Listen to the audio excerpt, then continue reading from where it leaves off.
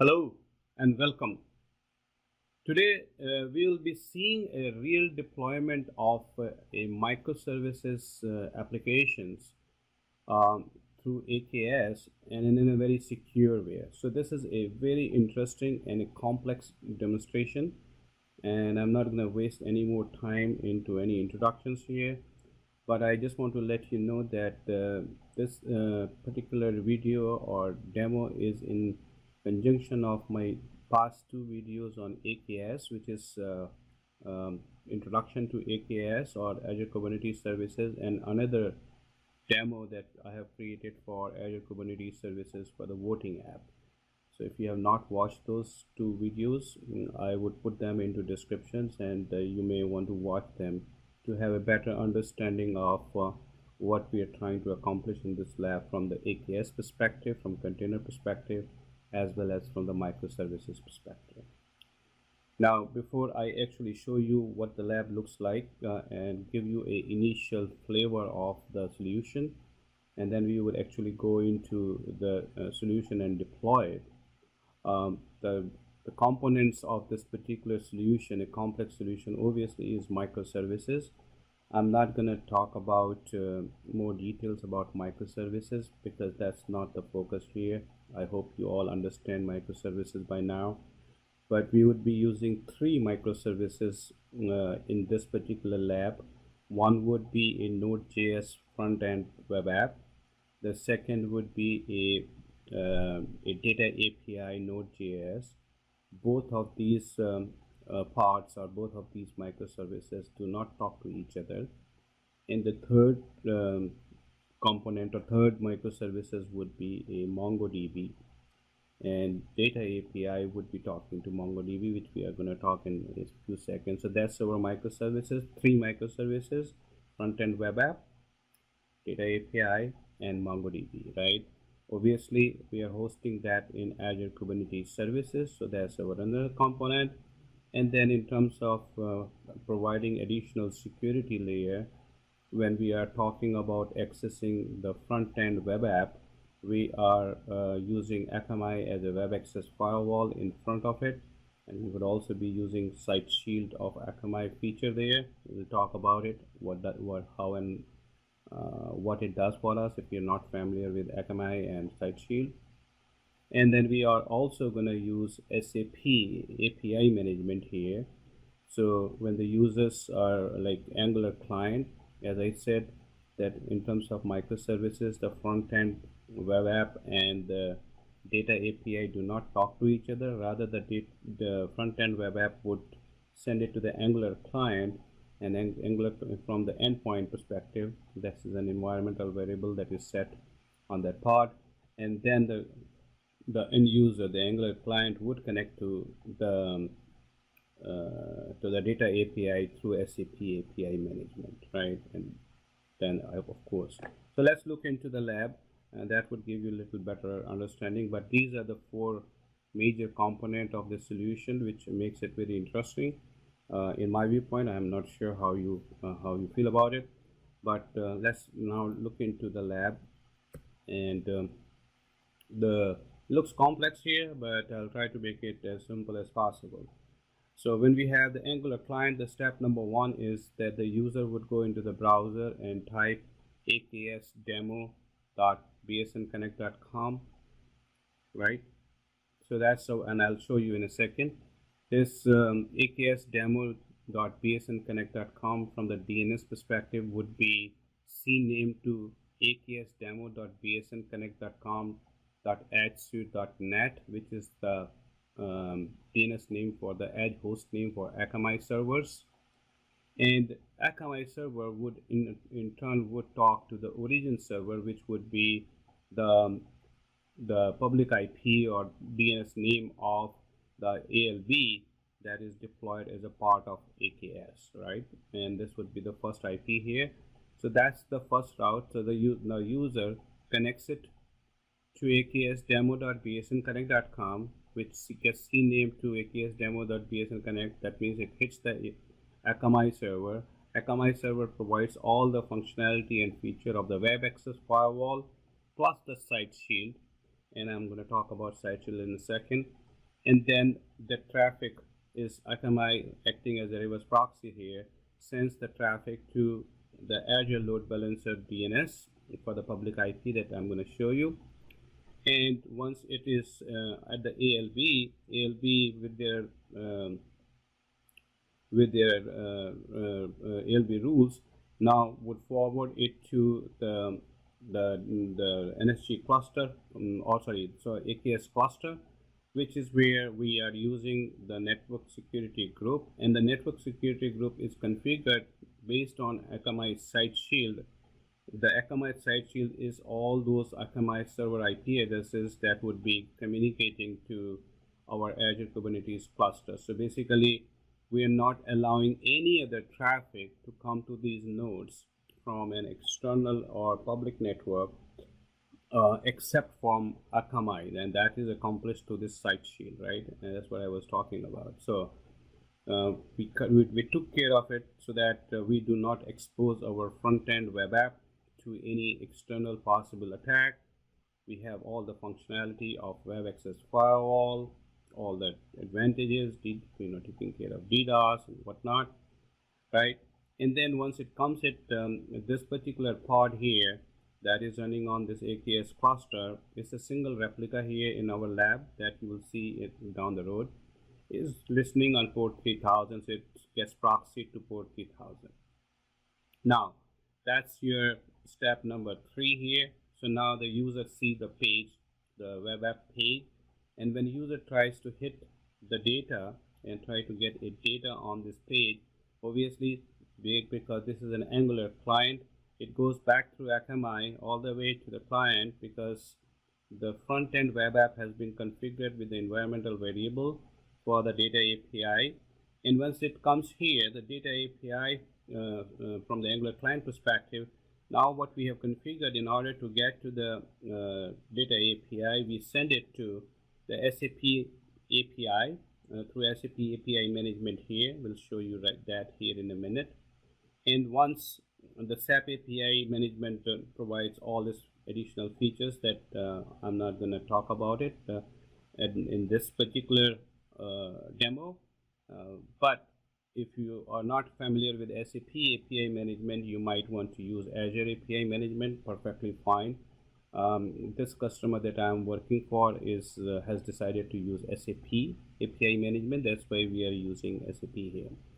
Now, obviously the SAP API management, again acting like a proxy here, providing all the management feature of API that would send it to the second public IP of the load balancer, which I'm going to show you in a second, and which is the DNS name right here. And once it hits the load balancer, Azure load balancer would send it to the data API pod. These are all internal private IP addresses here. There's no public IP addresses involved here. And this particular one is listening on port 4000, so it gets proxy to port 4000, right? These are all, both of them, as you see here, the front-end web app as well as the data API, both are stateless. And when the data API gets direct connection to the MongoDB, which is obviously a stateful application here, and that's a direct connection with no authorization configured here. Obviously, down the road, you can go with additional microservices here. You could add an authentication. You could use tons of other stuff based on your business and functional and technical requirement. But from this lab perspective, we are focusing on these 3 microservices, as I mentioned earlier, right? Front-end web app and data API and MongoDB. I hope that makes sense, right? So let's just quickly show you what does it mean in terms of our lab here. So first, let me show you the Akamai property, and then I will show you the SAP, and obviously we have this environment here. I will show you all these 3 nodes here, and then once we get into the lab, you will see how we actually accomplish that. It's going to be a long lab or long demo here. Then you will see the front-end web app and how do we configure the back-end data API, how do we create the MongoDB. Just for the reference here, we would be pulling these images in our solution directly from GitHub. So We are not actually using any Docker desktop in this scenario. If you want to use it, feel free to do that. But in our scenario, we would be directly pulling all these images from GitHub. One of the prerequisite for this demonstration or for this lab is to have rights to create Azure service principal name or Azure SPN, because for deployment of AKS, that, as you know, is a must, and without that you might not be able to run this lab, right? So make sure that either you are capable of creating those SPNs or you already have an SPN and password. In my last lab that you will see in the description, where we have published the voting app, I have also kept those SPN and its related password into the key vault and pulled it from the key vault from security perspective, without directly handing it over to the developers, right? So I still will recommend that from the security perspective, that SPN and its password should be protected and secured in Key Vault, and then when you do that from your DevOps process, it should be pulled it out from there, right? With that, let's look into the actual lab here, and then you would see the different steps that how do we accomplish and how do we get to this level. Make sense? I think it's exciting. All right, let's see here. Akamai. Now in Akamai Property Manager, you don't need to be too familiar with Akamai, but I'm just going to show you the base here. So as I showed there in the picture there, diagram there, that our property host name is aksdemo.psnconnect.com. This is the user facing URL. User would connect here. This would be cnamed to the aksdemo.bsnconnect.adsuite.net. That means we're forcing user now to come to Akamai servers, right? And the Akamai server would receive this traffic at step number 1, and then once the Akamai gets this information, it provides all its functionality, inspection, DDoS, right? And whatever we want to do that from the web access firewall perspective, then it would send it to the origin here, which is aksdemo.northcentralUSCloudApp.cloud.azure.com, which is the DNS name for the public IP being used on Azure Load Balancer, right? So let's just quickly see here. Just take a note of aksdemo.northcentral, right? So let me show you what does that really mean. So if we go to Azure portal,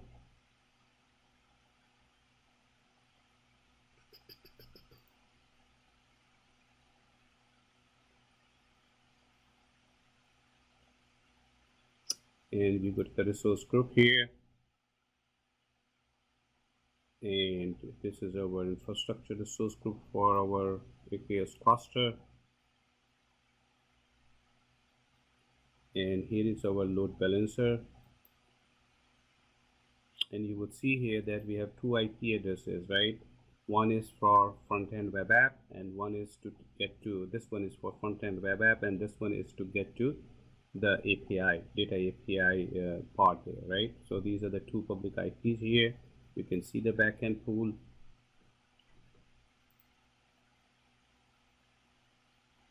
You have, these are all internal private addresses. If you see here, all these 3 different nodes here, right?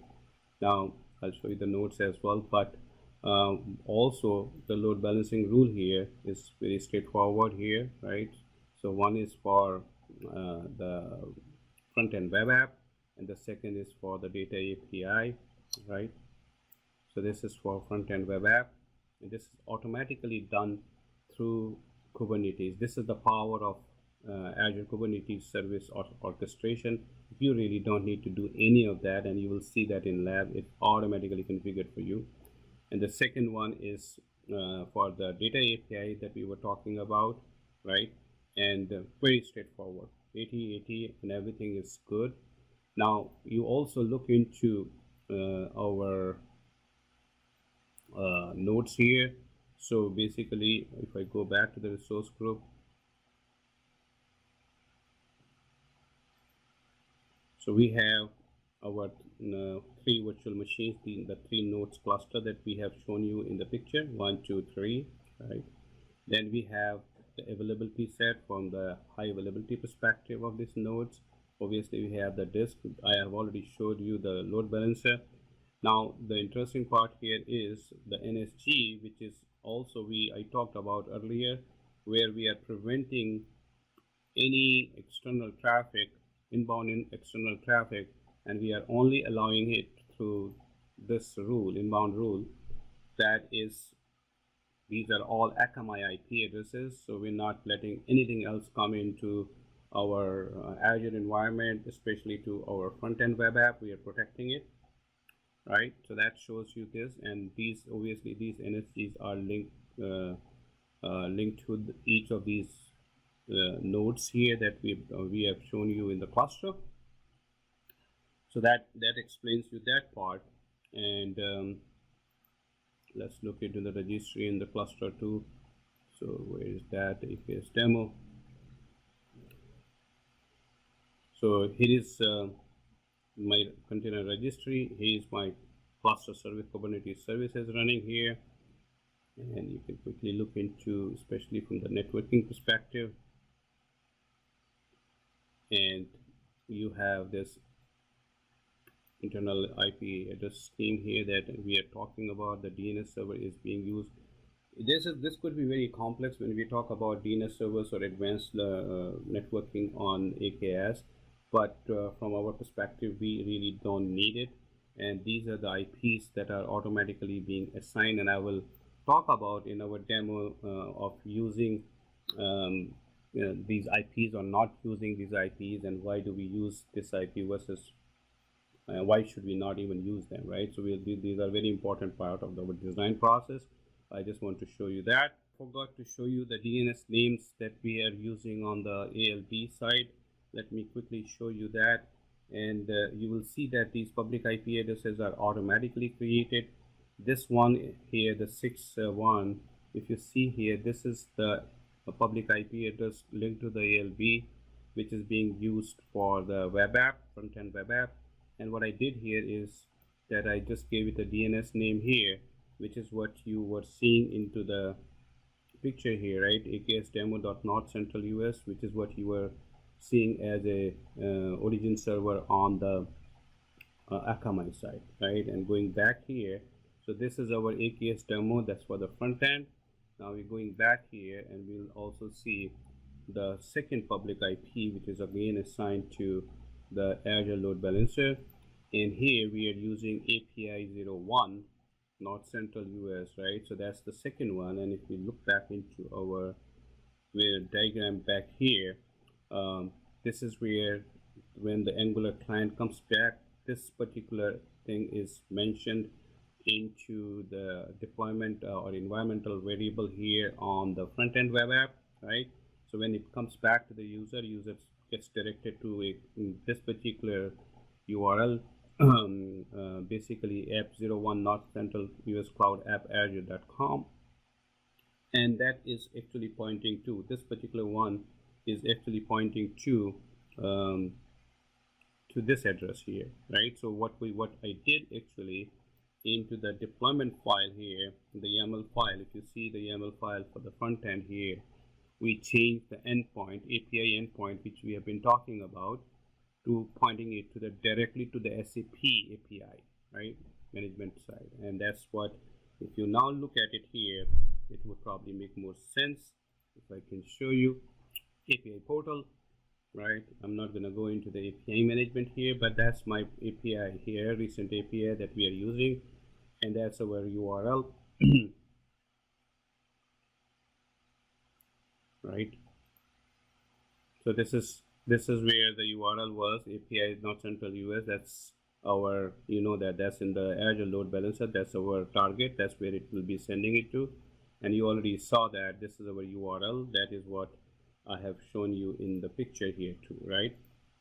Now, I think now it starts making sense, and you have a fairly good idea that how powerful, how complex the solution will be.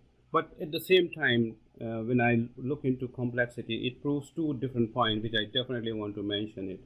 In my last video that I presented you for the AKS introduction and another demo, I have been mentioning about that The AKS comes with a lot of goodies and a lot of advantages here, but obviously it is complex, right? Because when you define and design it, this complexity has to be considered. And this particular video that I'm presenting actually proves that, right? It's not a straightforward thing that you deploy a VM and go ahead out of that.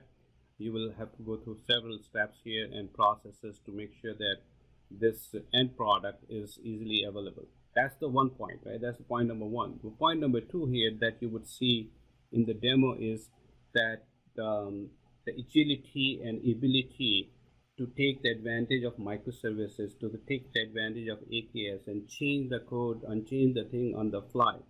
So when you would go into the lab, the first time when I configure initially the data API connection to the MongoDB, the very first time we would use the IP address of this pod here, which is a very bad idea, because you would see once I go into the slide, I don't want to repeat that here.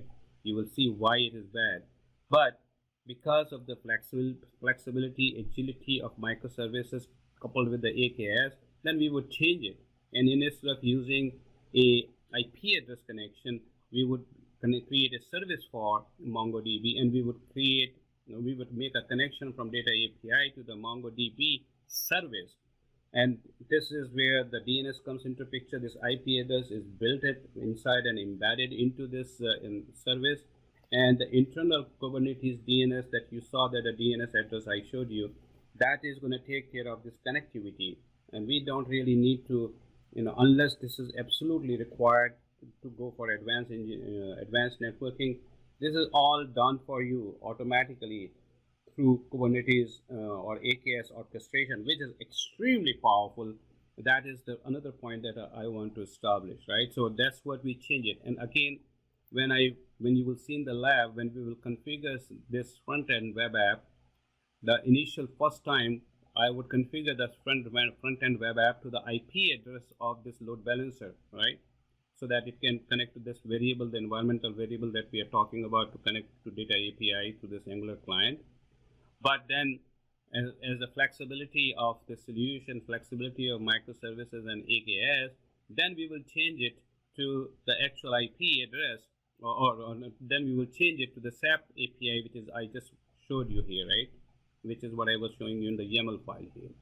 So this flexibility is the key element that we are talking about, and that is what you're going to see in the rest of the lab. And I think with this introduction, though it's a long introduction here, I'm sorry, but that would help you understand the remaining part of the deployment process of this solution, which might make you understand microservices better, which might make you understand the AKS better, and all the features that we talked about in our earlier presentation on introduction of AKS and other video would make more sense to you, right?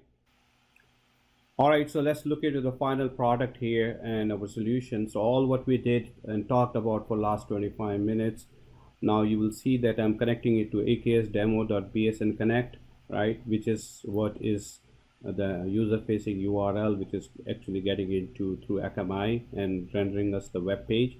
Now, please do not try in your side, because I have not created any public DNS for this. This is right now being managed only through the host file. So if you try in your browser, this is not going to work for you.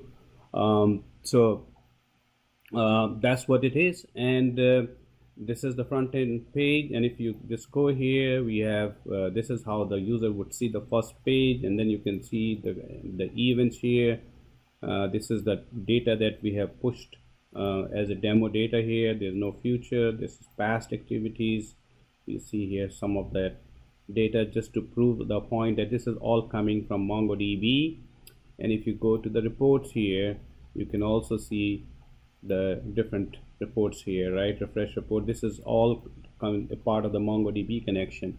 So all that talking that we did so far actually gives you this product from the organization perspective. Now, this is a simplified microservices, but you know that when you go into a actual application for an organization, that could be way more complex, way more component, right? You could have identity, you can have authentication, you can have authorization, you can have card services, you can have a user interface, you could have messaging there, you could have bot there. So I'm not a developer, so I don't want to talk about that, but what I proved you here in this demo, that how microservices can work, how microservices can work effectively and more secure way without exposing to the threat from the outside world, right? There are other security elements that I would be creating another video sometime next week, but at least at a high level from the infrastructure perspective, how do we come to this level? How do we provide the required security? How does your security engineer or CISO would be happier or satisfied with what you're trying to do or develop in AKS? I think that would give you a good solid understanding and confidence level, right? So let's get into the lab. All right, so for the actual steps to deploy the solution in the lab, please watch the part 2 of this video, which would also be given down in the description section of this demo. Thank you very much. I hope you will also watch the part 2. Thank you. Bye-bye.